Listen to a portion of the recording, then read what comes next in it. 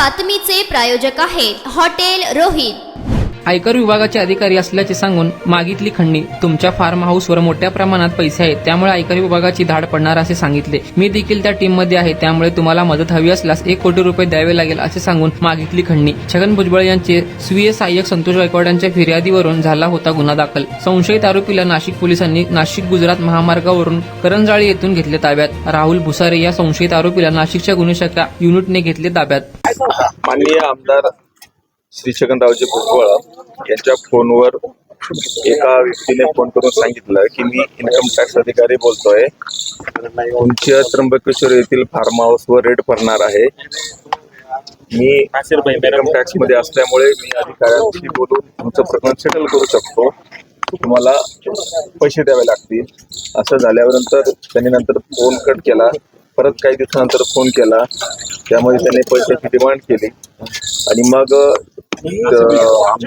आमदार साहेबांनी सरांना सांगून आम्ही त्या पद्धतीने युनिट 1 ची एक टीम तयार केली आणि त्याला पैसे देताना आपण त्याला ट्रॅप करू अशा पद्धतीने आम्ही सापा रचला आणि त्या दरम्यान ज्या दिवशी पैसे द्यायचे होते सुरुवातीला त्याने प्रत्येकी 20 लाख असे टोटल 1,60,00,000 मागितले, परंतु कमी करत करत ते आपण 1 कोटीपर्यंत त्याला आपण तयार केलं आणि ती अमाऊंट येताना त्याने धरमपूर गुजरात या ठिकाणी बोलावलं। त्यावेळेस त्या पैसे घेऊन जाणाऱ्या व्यक्तीबरोबर आपली टीम होती, आपल्या 2-3 टीम मोटरसायकलवर होत्या आणि त्या ठिकाणी त्याला पैसे देण्याच्या वेळेस सापळा करून द्वारे त्याला अटक केली आणि त्याला ताब्यात घेऊन त्याच्याकडे चौकशी केली।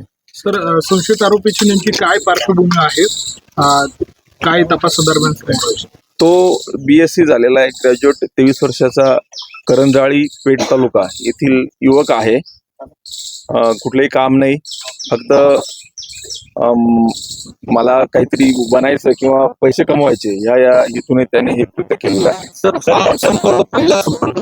पहिल्यांदा खंडणी कधी मागितली आणि किती दिवस हे सगळं प्रकरण चालू होतं? पहिल्यांदा फोन 23 एप्रिल रोजी आला, त्यानंतर 2 मे रोजी आला, नंतर मग गेल्या 4 दिवसापासून दररोज बोलणं चाललं होतं। स्वतः भुजबळ साहेबांचं त्या आरोपीचं काही फोनवर संभाषण झालं होतं?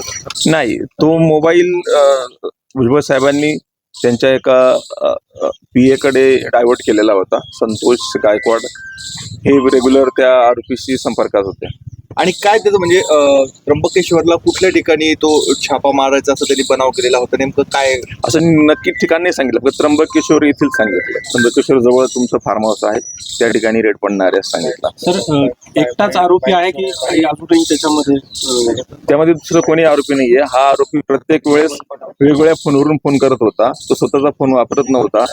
हॉटेलवर, ट्रक ड्रायव्हर अशा लोकांचे फोनवरून आपल्याला थोडा वेळ लागला। आपली टीम धरमपूरला देखील गेली होती गुजरातमध्ये, तिथे कशासाठी टीम गेली होती, तिथे नेमकं काय घडलं?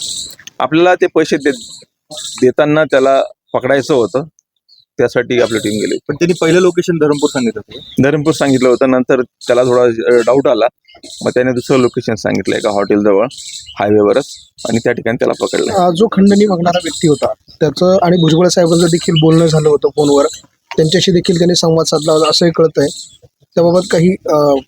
नाही, आरोपीचं भुजबळ साहेबांबरोबर बोलणं झालेलं नाहीये, कारण फोन तो नंबर त्यांनी त्यांच्या एका PA कडे डायव्हर्ट केल्यामुळे साहेबांचं त्यांच्याशी बोलणं झालेलं नाही। तर जो आरोपी आहे त्यांनी आधी पण असे काही कृत्य केले होते का? असे काही नाही, आरोपीवर कुठल्याही प्रकारचा गुन्हा नाहीये आणि कुठलं यापूर्वी त्याने काय केलं आहे ते आता तपासाचा भाग पुढे तपासात निष्पन्न होईल। वगैरे फोन ते आणि याचं काही कनेक्शन आहे? नाशिक शहर गुन्हे शाखा नाही, ते अजून तरी तसं काही निष्पन्न झालेलं नाही।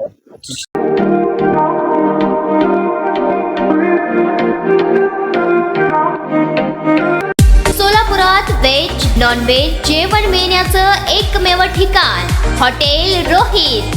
चवीला टेस्ट, हॉटेल रोहितचे जेवण बेस्ट। बर्थडे पार्टी, कार्यक्रम, विविध पार्टींचे ऑर्डर्स ही स्वीकारले जातील। ग्राहकांसाठी खास पार्सलची सोय। आमचा पत्ता हॉटेल रोहित, 7 रस्ता अपोजिट कारीगर पेट्रोल पंप, सोलापूर।